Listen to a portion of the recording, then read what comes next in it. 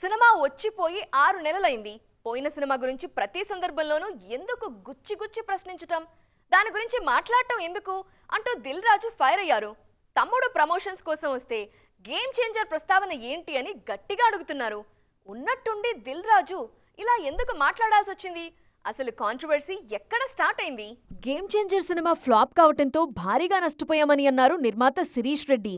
ఆ సినిమా వల్ల తామంతగా నష్టపోయినా అటు చరణ్ గాని ఇటు శంకర్ గాని తమను పరామర్శించలేదని చెప్పారు. ఆ మాటలు ఒక్కసారిగా మెగా ఫ్యాన్స్ మనోభావాలు గాయపరిచాయి.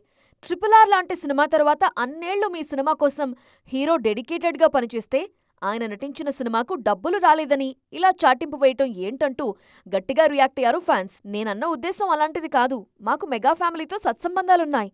నేను మెగా అభిమానుల మనోభావాలు దెబ్బతీయాలని అలా చెప్పలేదు. ఎవరైనా బాధపడితే క్షమించండి అంటూ నోట్ కూడా రిలీజ్ చేశారు శిరీష్ రెడ్డి. 6 నెలల క్రితం వచ్చిన గేమ్ చేంజర్ గురించి మళ్లీ మీడియా ఎందుకు అడుగుతోందని ఫైర్ అయ్యారు దిల్ రాజు. ఆ సినిమాను ప్రస్తావించటం, దాని గురించి ఏమైనా చెబితే అందులో ఏదో ఒక పాయింట్ని వెతుక్కొని మరీ వైరల్ చేయటం ఎంతవరకు కరెక్ట్ అంటూ ఎక్స్ప్లెయిన్ చేశారు. శిరీష్ మాట్లాడిన విషయాన్ని ప్రస్తావించారు. మీరు బాగానే ఉన్నారు. పాపం ఇప్పుడు ఈ బర్డెన్ మొత్తం బుచ్చిబాబు సానా మీద పడుతుంది అంటున్నారు క్రిటిక్స్.